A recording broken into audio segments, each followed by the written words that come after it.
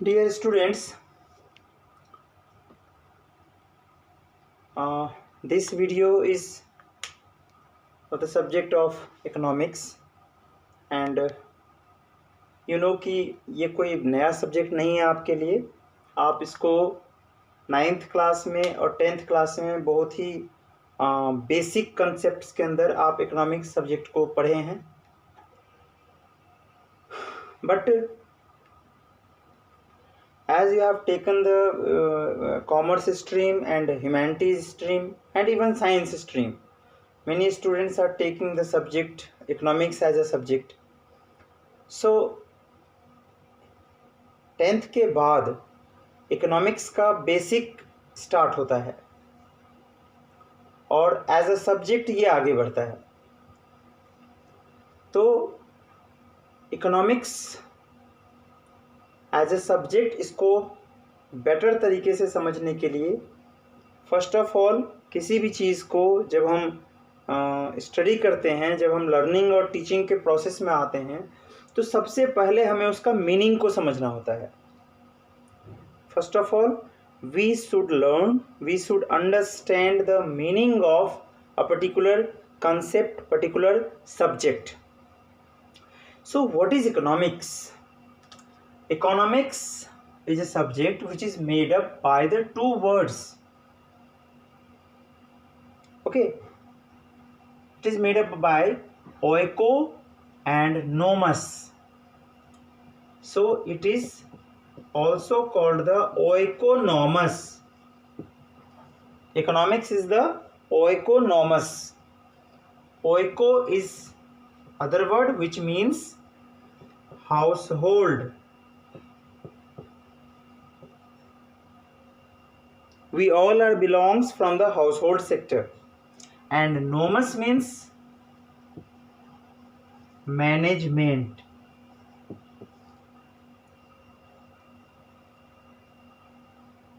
We better understand how your father is managing your house or how your mother is whatever which so जो कोई भी आपके घर में रिसोर्सेज को मैनेज करते हैं, घर को चलाते हैं, तो आप देखते होंगे कि वो किस तरीके से घर को मैनेज करते हैं।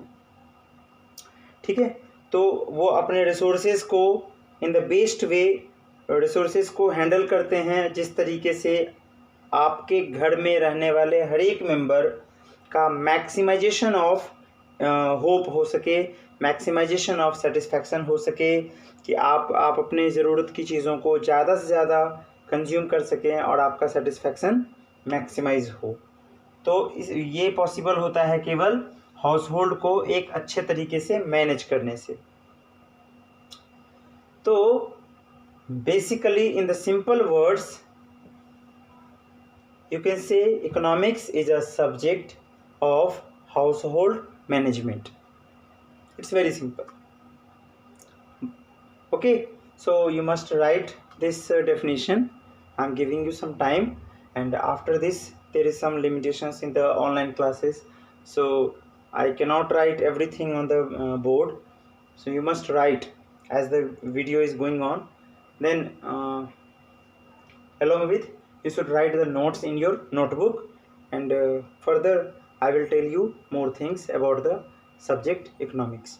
So here economics is made up by two words, that is oiko means a household and nomos means management. So in simple words, economics is a subject of household management. So at the bottom oiko nomos means household management, but this definition is very narrower. Okay, in the broader sense आज के time पे जब आप 21st century में जब आप चल रहे हैं और इकोनॉमिक्स सब्जेक्ट का स्कोप बहुत ज़्यादा बढ़ गया है, whether in the households और इन द इंस्टीट्यूशंस और इन द MNCs, मल्टीनेशनल कंपनीज और इवन इन गवर्नमेंट सेक्टर, तो इसके डेफिनेशन को आप इतना नैरोअर तरीके से नहीं दे सकते, क्योंकि हाउस होल्ड एक रेस्ट्रिक्टेड सेंस में यूज़ होता है, केवल हमारे घर से रिलेटेड होता है। लेकिन क्या हम इस सब्जेक्ट को केवल घर के अंदर ही रखेंगे? नहीं, आंसर है कि नहीं। क्यों? बिकॉज मैं आपको सिंपल वर्ड्स में बता दूं कि in basic words The economics is the management of scarce resources. As a subject, it tells you how you can manage your limited resources. Means अगर एक स्टूडेंट के पास में 100 रुपीज़ है और वो उस 100 रुपीज़ से बहुत सारी चीज़ ज़रूरतों के ऊपर खर्च करना चाहता है, तो उसको जो है अपने 100 रुपये को मैनेज करना पड़ेगा कि वो उसे कहाँ खर्च करे। वो उसे ऑप्शन 1 में खर्च करे जिसका कॉस्टिंग 100 रुपये है, वो उसको ऑप्शन 2 में खर्च करे, उसका भी कॉस्टिंग 100 रुपये है, तो उसे चूज़ करना पड़ेगा। नहीं, तो इस तरीके के रिसोर्स मैनेजमेंट को ही हम इकोनॉमिक्स में हम ब्रॉडर सेंस में आगे देखते जाएंगे। ठीक है, तो अब हम इकोनॉमिक्स का डेफिनेशन ब्रॉडर सेंस में लिखने जा रहे हैं।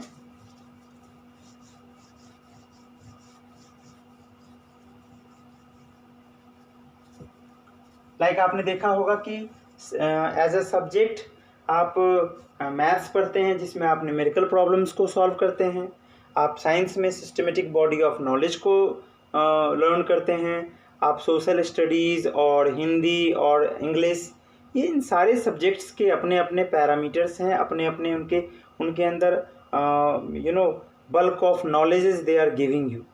सो एज अ सब्जेक्ट इकोनॉमिक्स क्या कहता है या इकोनॉमिक्स क्या है?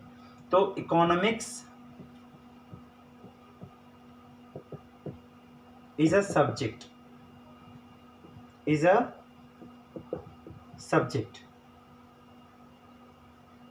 okay. So economics is a subject which states that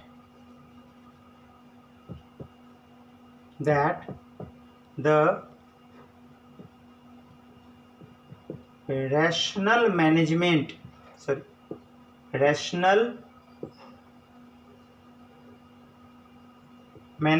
of limited or scarce resources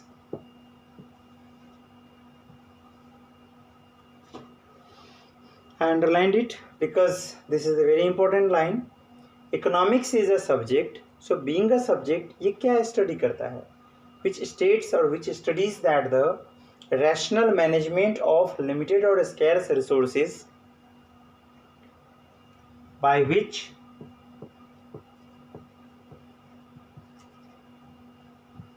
an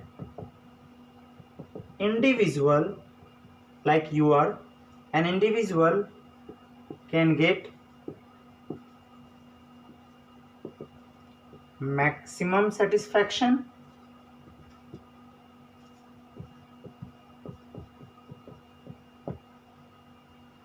a producer who is a producer firm businessman business unit corporations so a producer or firm wants to earn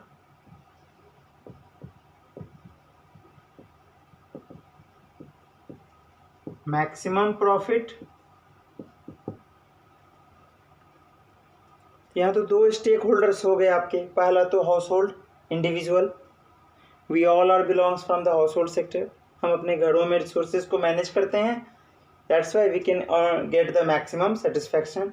और another stakeholder होता है producer like Mother Dairy, Reliance company and your school, these are the institutions, these are the firms which provides the services to the household sector and their main motive is to get the maximum profit. तीसरा stake holder बहुत important होता है आज के time पर, और वो सबसे बड़ा स्टेक होल्डर होता है जिसे आप स्टेट कहते हैं, जिसे आप गवर्नमेंट कहते हैं। तो गवर्नमेंट का क्या मोटिव होता है?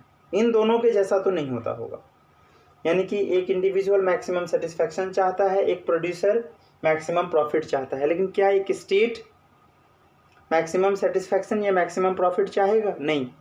उसका मोटिव होता है कि वो it can provide the maximum welfare to its people. Okay, so and a state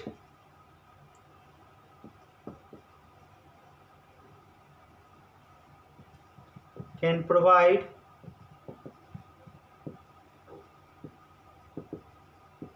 maximum welfare. So this is the complete definition and very simple definition of economics. So economics is a subject which states that the rational management of limited resources or scarce resources by which an individual can get the maximum satisfaction, a producer can earn the or wants to earn the maximum profit, and a state can provide the maximum welfare. Okay, what is the meaning of welfare? Welfare means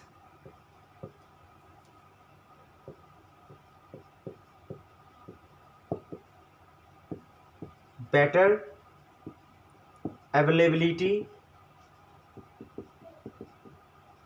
of goods and services for all, not for certain person.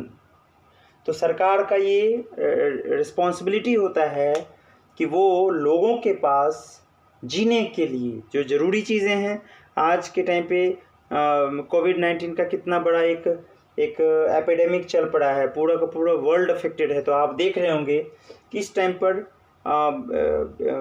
बहुत basic relief देने के लिए दुनिया की सारी सरकारें काम कर रही हैं।